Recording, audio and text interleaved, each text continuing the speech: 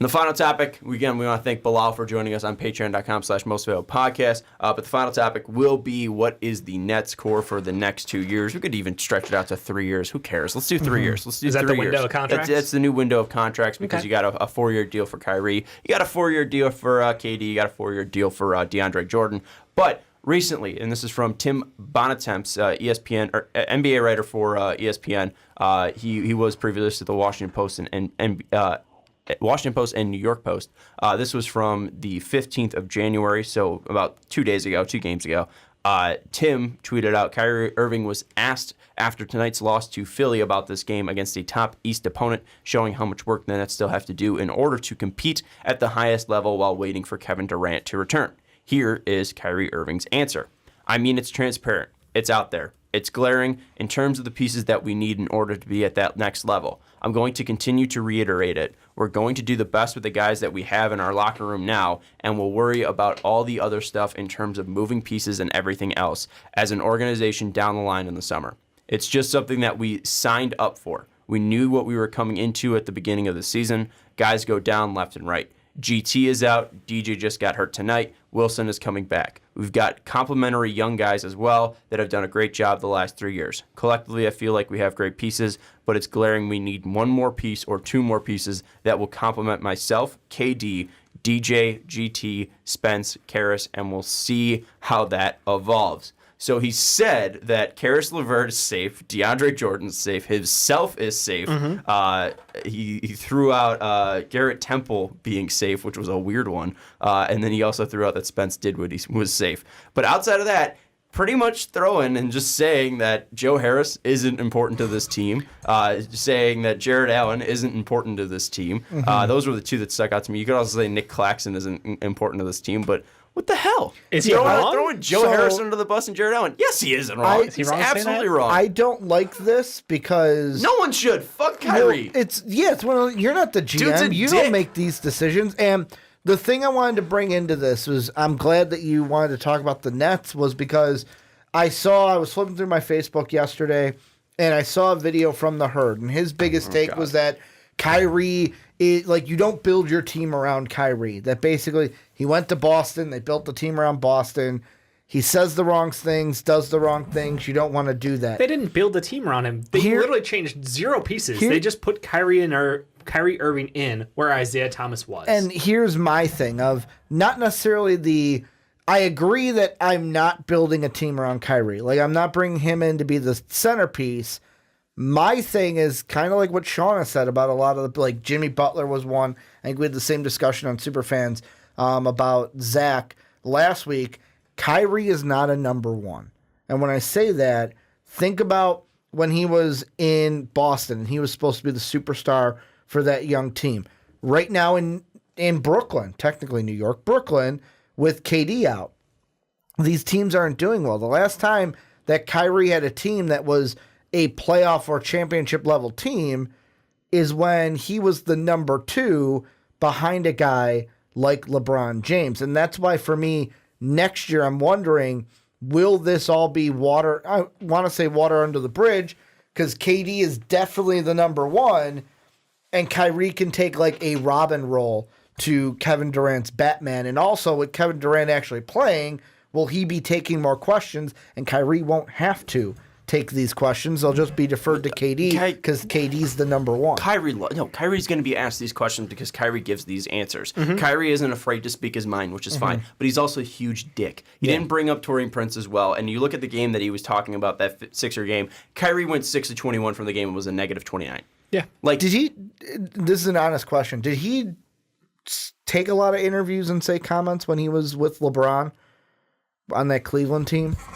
Because I don't remember much of that season being like, man, look at the dumb shit Kyrie said. It was after he went to Boston. It was when he went to Boston. I think he got a bigger head of being the guy. And I still think that now he sees himself as equal to KD. So that's why I don't think that's going to happen. Well, I think he thinks that they're the same type of player. They're still in that top tier. Yeah. So yes, he's not as good as KD, but I think he thinks he's in that top tier, which is fair. But also, I just think that it's ridiculous to do this because you literally just ran yourself out of Boston. Boston didn't want to bring you back because you were a huge ass on that team. And then you go out and just become a huge ass again on this team. Your team's not winning, and you're not helping them win. He has been hurt, so we'll give him a little bit of slack there. And it is true that this team definitely probably needs to make some tweaks and adjustment. Yeah. But what is the idea to be so hamstrung to DeAndre Jordan? This guy isn't that good anymore. He's this guy, though. Like, that's the thing. I don't care. You stick with your crew, and I have no problem with that. Like, I'm always going to stick up for Ricky. I'm always going to stick up for you. That's the kind of guy he is. And I have no stick up problem for with Ricky. You probably shouldn't stick up for me. I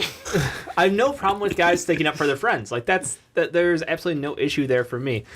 I think these comments just kind of go to show the character that he is. He's like, look, this season is a nothing. We all came into the season with the expectations of let's just run it down, let's just see where it goes, let's see who can, separate the chaff from the bomb, whatever that fucking process is called when you make milk. But it's separation between who's gonna make it, who's not gonna be on this team long term. We can tell that Dave doesn't make, what do you say? Milk? Yeah, doesn't make milk. No, I'm not a fucking Amish person. I don't churn my own butter either. Like, what is the point?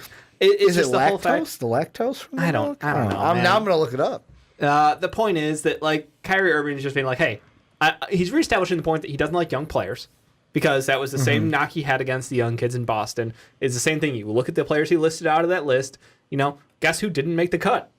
Young kids. Like, wow, what a shocker. We're taking guys who have been there, done that, or guys like Spencer Dinwiddie, who is older, Karis LeVert, who clearly showed what he's made of throughout the whole last season, pre-injury, injury, and then coming back in the playoffs. Like, you can't question Karis LeVert's will and effort. Was the word you're looking for pasteurizing? Was that the one? No, there's a phrase about, like, now I'm looking at how to make milk because that's what Dave. Whatever, put into my man. head. Cultivating? No, you separate the chaff from the whatever. I don't know what the fuck the phrase is. Just go away. Cream always rises to the Yeah, some shit like that. top. Whatever. And Oh yeah. the point I'm trying to make before just being massacred by you guys, comments are gonna love this section. Is like, I don't think he didn't need to say this, and obviously, like, he comes off like a huge asshole. But I'm like, is he wrong at all? No. I think he is. No, none of the guys that he left off that list are amazing pieces to this team. None of them are stars. Kyrie Irving is a star. He is a scorer. He is a bucket Captain getter. Matt brings up a good point. Joe Harris, Cavs teammate. LOL. None of them. Former Cavs None of teammate. them are stars, right? I wouldn't say Jared Allen and Joe Harris are stars. No, I love However, Jared Allen. He's a good young player. Jared but Allen's he's not better a than star. DeAndre Jordan.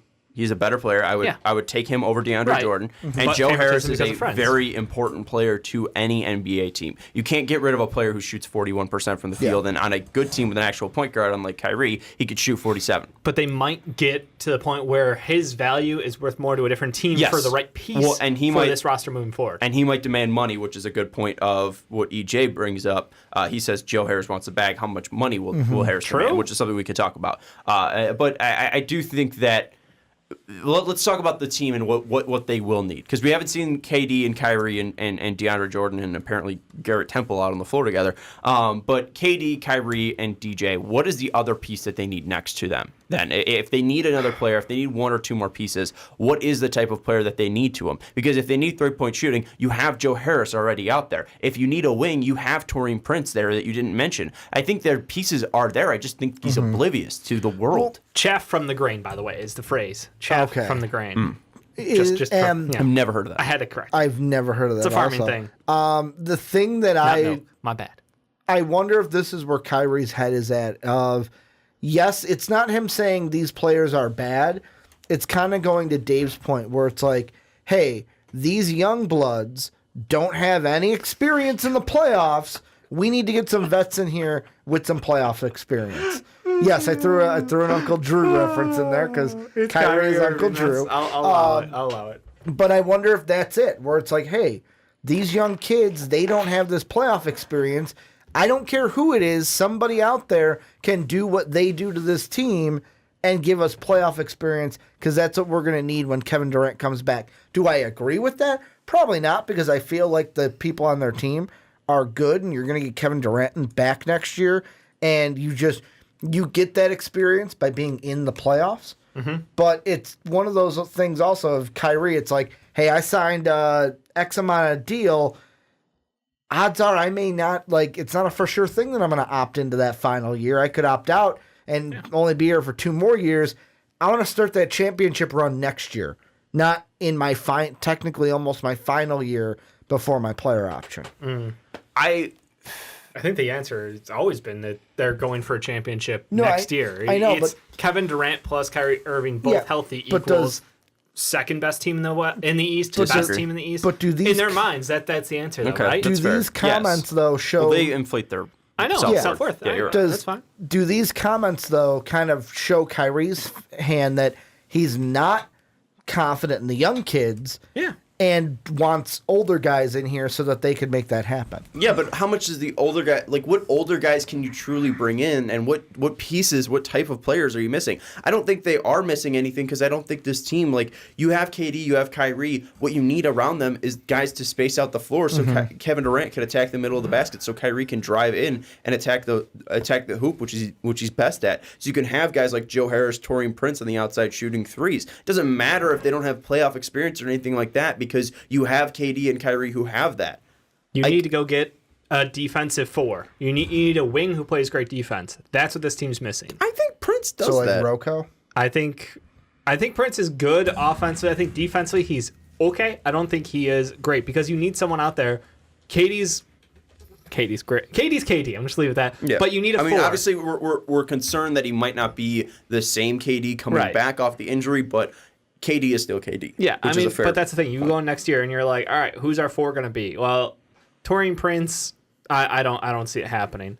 I just don't see them paying him any amount of money. Rodions, I love Rodions, but like he is not there. He's a bench player. Yeah, he can be that's left his role. off because I don't think he is a guy that can start. Taurean Prince is a guy that But, right like, now this year they has like legit don't have a 1.6 4. defensive win shares. Like Yeah. he can be a good defender. And I think if you do have KD who could suck people in, I think you could see that 3-point percent even go up. He's a guy that can play good 3 and D right now. He's a career 37.5% shooter from 3. He's a very good free throw percent shooter. He's a very good free throw shooter. He's a guy that was one of those older rookies. He came in at 22, but he's still been able to be a good defender throughout his career. I think that if you give him space and time, he could be a good starter in this league. Maybe the contract is something that is it could be a concern, but I do think that that's a guy that you could take that's already on this team and roll with. I think Kyrie is not a GM for a reason. He got kicked off for the Celtics because he tried to be a GM and he clearly wasn't. And this team's better without him.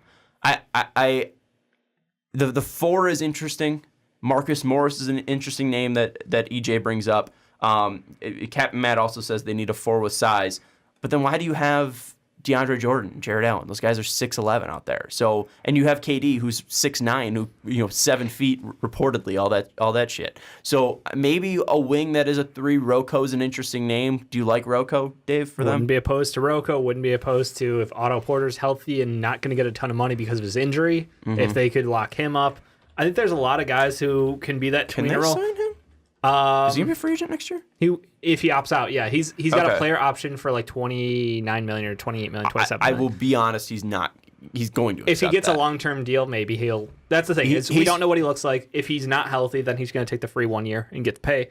But the other guy, like they could try to take a stab at a Serge Ibaka, who's been playing excellent this year. And he's one of those versatile guys who they can roll him out to 5, they can roll him out to 4. He's a good shooter. He's a great defender. Good spacing. Derek Favors next year will be an unrestricted free agent. Like they can pop him in at the 4 and go strong with that low post. There's guys who will be available in the offseason this year, or if they want to make a trade during the offseason. Like I wouldn't be surprised. I think the names he listed, 100%. Like yeah, that's who he wants to roll with going into I'm trying to win a championship run. Is anybody he left off that list shocking me? No, not even a little. Like that's what I'm saying. He's an asshole for saying it, but I don't think he's wrong. I mean, this year is just to see who's good and see who's not, see who makes the cut, see who has trade value. That, in my mind, like that's all this year is for the Brooklyn Nets. You're just trying to figure out what that roster for the championship run for the next 2 to 3 years is going to look like. I don't like saying he's right. I know, because he's an asshole. But just because you're an asshole doesn't mean you're wrong. I like the players that he didn't name, and that's what makes it tougher to say. I love the idea of Nick Claxton, who great college player, and we're like, oh man, this guy can move the ball around as a big, like he's got some special potential. I'm iffy. I love Claxton. Rodions. So there's a lot of those guys who are like soft leg. I've got 2 trades Sure. that involve people who he didn't mention. And I don't know if these trades go through, but they could add people that would, give them some playoff experience. Yeah. And one of them, I don't know, fits that 4, but he's technically listed as a 5. One's Rocco. Like, if you gave up Joe Harris and then the Philly first rounder that they got for this year for Rocco, I think that could work. Like, hey, we're going to give you Joe Harris. If you want to go ahead and pay him, go ahead and pay him. Here's a first. You get Rocco, who's under contract for 2 more years after this one. The other one is if you want to take Joe Harris, Taurean Prince, and then I have 2 seconds for this year to try to get Dwayne Dedmon. They'd have to get Dedmon and Swanigan to make contracts work, but to get Dwayne Dedmon, that's the one where it's like he's a center, but I didn't know if like you could slide him to the 4. He's a guy that also has some playoff experience when he was with the Spurs, played in 12 playoff games. I know it was only 12 playoff games and every other team he's been on, but like those are 2 guys that are out there that could give you playoff experience if that's what you're looking for with the Nets. Yeah, and EJ wants to tell you, Dave, that Crooks kind of sucks. He does. He's a bench player, but like I like him. He is long. He's quicker than he looks. He's got athleticism. And he drives well. Like just because he doesn't have a shot, whatever. Easy also said Marks. Yeah. Well, I brought that up a little bit earlier again. I mean, with the trades that were brought up, Dave, I mean, what's your first reaction to the ones that he threw out there? No and no. Why and why? Dwayne Dedmon's a 5. They already have 2 5s, and they're struggling to make them both happy. Like Jared Allen is good, young, and up and coming, and better than DeAndre Jordan. And DeAndre Jordan is the guy that Kyrie Irving has said, "This is how you got me and KD to play here, and we better keep him happy." So as a front office, you're forced. Your hand is forced, and I have no problem with that. Like that's the situation. Just accept it.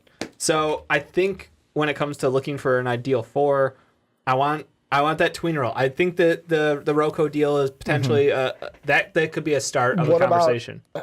And the pick here, second, first, do whatever you want with it. But Agreed. Joe Harris and Taurean Prince for that Marcus Morris. There's your 4, but you'd have to give up Harris and Prince and maybe even that first rounder this year that you got from Philly to make it happen. Or you'd put in 2 seconds instead.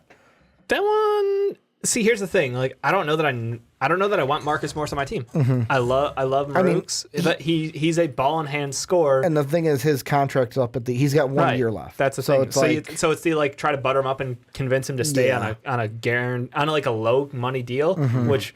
No offense to him, I don't see him doing. He took the payout. But we did see Marcus Morris and Kyrie play well together. Marcus Morris had a fantastic year with Kyrie Irving. Both guys got shipped out because I don't think they fit with the Boston Celtics. Yeah, and here's the thing. Like Marcus Morris had the opportunity to go to San Antonio for a couple of years, and instead he took the 1-year deal with the Knicks to make money. And like that's why I feel like I don't see him taking a team-friendly deal to play with his former teammate in Kyrie Irving and friend potentially. I just that's a stretch for me to see him make that kind of a play. But I do think that on that team, it's a question of like where the shot's going to go because KD and Kyrie are going to get theirs, and I naturally assume that like Karis LeVert is going to be getting good looks. Spence, of course, getting great looks off the bench, running that second unit. So I don't know. I don't know that you necessarily need like somebody who's going to take 15 shots a game. That's why I look for like one of those low usage defensive wings out there who can still stretch the floor out to give you the spacing you need, but also isn't going to demand the ball or take the ball away from players who are better scorers. Yeah, it's hard to find. One name I was a little bit interested in, and he doesn't fit exactly what you're saying, but like Danilo, because he does fit that tweener role. He is going to be a free agent, but obviously he is a guy that has a very high usage, a guy that is very offensively involved. So probably not a player that can work. There are some guys that have that perfect above 37%. Low usage rating and a good defensive rating. You have the guys that actually play the 3 or the 4. You have OG Anunoby, Ersan Ilyasova, and then Serge Ibaka.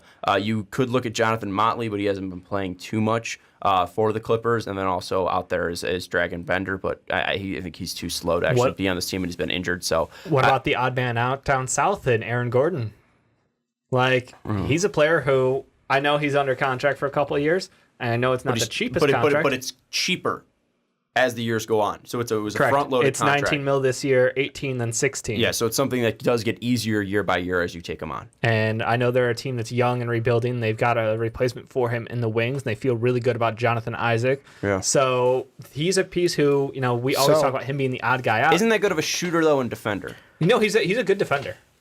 Isn't that good of a shooter, at least? He's not a consistent shooter. I think he's a decent player, though. And he gives you that ability to play the 3 or the 4 at times. I know the 3 is questionable. I'm not sold on him defensively. Help me make a deal here, then. Maybe him just playing on the Magic helps his defensive. I think that's what it is. I think he's a decent team I defender. see him guard a lot of the top wings, without Isaac out there. So we'll see how the rest of the season plays. Help the deal get made, Dave. Sure. So Aaron Gordon I could always be wrong, for Harrison Prince.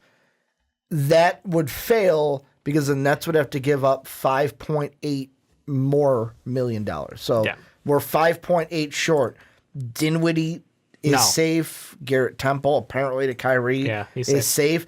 Everyone under that is like, what are you going to put Karras in that deal? No. Allen in that deal? Musa? Like, what is going to be able to get it done? That's the question. Might have to happen later. I don't know. It was just, he's one of those guys who I don't think this is I a see deal as an athletic big who can move on the wing. I think with all this stuff, I don't think it's a deal that gets done this year. I don't think you have to get that deal done this year for it to happen. Any final thoughts, or you guys want to wrap this up? I think this is something that I think Kyrie was an asshole. I wanted to talk about it. Yeah, he never should have said that shit publicly. No. But in the back of our heads, we're like, and if you were going to say it, Kyrie's if you still said, where it's like, I should say this, and then he just says it. if you still wanted to say filter. we're 1 or 2 pieces away, that's fine. Don't start naming people. yeah, that's That's where it gets egregiously wrong. iffy, but whatever. And this is why I feel like this Nets experiment, even with KD healthy, they ain't winning a championship. PJ Tucker, easy wins in chat. Rockets aren't getting rid of PJ.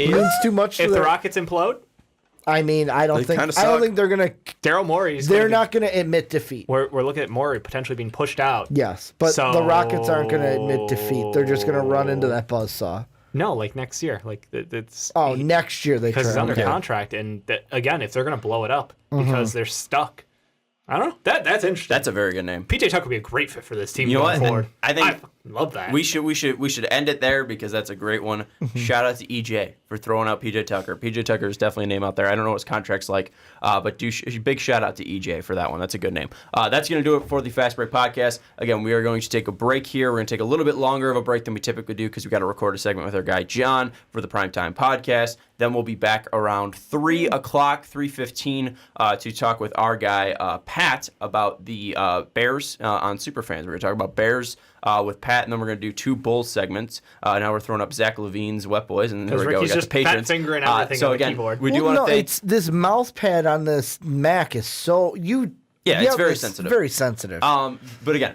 wrapping it up, sucks. we do want to thank. No, it's amazing. We do want to thank Bilal for joining us. Very much appreciate his patronage. We do also appreciate his thoughts on the Pelicans. Very, very smart listener. What's up? PJ Tucker's contract for next year, $2.5 million, partially guaranteed. Oh shit! So even better if they want to trade for him. Finally, again, thank you to Bilal for joining us. We appreciate his thoughts on the Pelicans. We talked about the Nets. We talked about D'Angelo Russell. We gave our Wet Boys and also got in a fight on Wet Boys, so hopefully that was appreciated. We want to thank everybody that was in here, and mainly we got to give a shout out to the guys that were talking a lot. Chars and Corndoggy were the first 2 guys that were in here. Evan, the guy that was most active. Shout out to EJ Wins, and the guy that was second most active being in here very recently was Captain Matt. So give a shout out to all you guys. And also, real quick, Dave, what do you think about Tristan Thompson and the Nets? It's not the craziest thing to happen, but they'd have to move on from somebody like Jared Allen first. So there you go. Thank you, EJ. We appreciate you. He said thanks for helping us getting through work today. You're welcome. I know the struggle. We know the feeling. Yes. We appreciate it. Again, thank you to Bilal. Thank you all for watching. And we're going to take a quick break. We'll be back with Superfans around 3.